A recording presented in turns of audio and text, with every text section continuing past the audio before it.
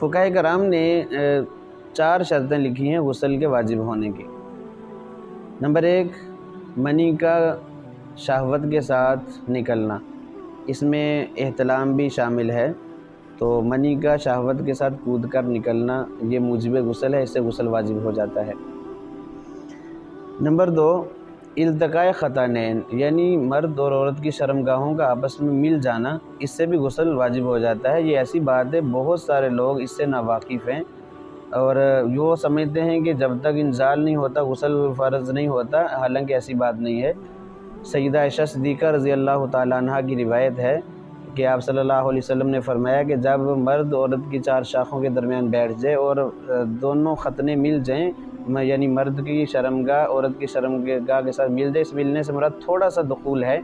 تو اس پہ چاہے انزال ہو یا نہ ہو کوئی غرض نہیں ہے، اس سے غسل دونوں پر واجب ہو جائے گا، مرد پر بھی اور عورت پر بھی۔ یہ ایک ایسی صورت ہے جس سے عام لوگ جو ہے وہ بے پرواہ ہیں، ان کو پتہ نہیں ہے، بہرحال اس سے بھی غسل فرض ہو جاتا ہے۔ تیسری صورت ہے ماہواری، جو عورتوں کو آتی ہے ایام حیض آ جانے سے غسل واجب ہو جاتا ہے، اور جیسے ہی وہ ایام ختم ہو جائیں عورت کو چاہیے کہ وہ غسل کرے اور اپنا نماز روزہ شروع کر دے۔ اور چوتھی چیز ہے نفاس، یعنی ولادت کے بعد جو عورت کو خون آتا ہے، اس سے غسل واجب ہو جاتا ہے، اور جب وہ مدت ختم ہو جائے تو غسل اس پر واجب ہے، غسل کرے اور نماز روزہ شروع کر دے۔ یہاں 1-2 باتیں جو گزارش کرنے کی، جن میں عورتیں بہت سستی کرتی ہیں،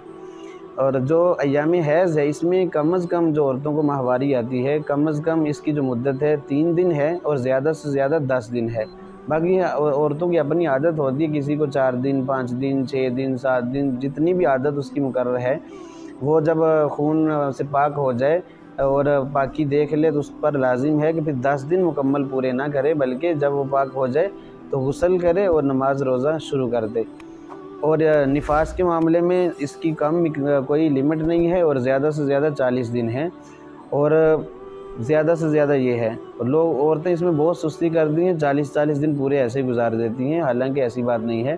اس میں بھی عورتوں کی مختلف عادتیں ہیں، اگر 20 دن کے بعد خون بند ہو گیا، 10 دن کے بعد 20، 25، 30، جب بھی خون بند ہو جائے تو عورت پاک ہے، 40 دن پورے کرنے لازمی نہیں ہے، اپنا غسل کرے اور نماز روزہ شروع کر دے۔ ایام حیض میں عورت کو جو نمازیں ہیں وہ معاف ہوں گی، اور جو اس میں روزے آ جائیں گے اگر، تو وہ بعد میں ان کی قضا کرے گی۔ اسی طرح نفاس کی حالت میں عورت کو نمازیں معاف ہیں اتنے دن کی، اور جو اگر روزے آ جائیں تو روزوں کی بعد میں قضا کرے گی۔ تو یہ 4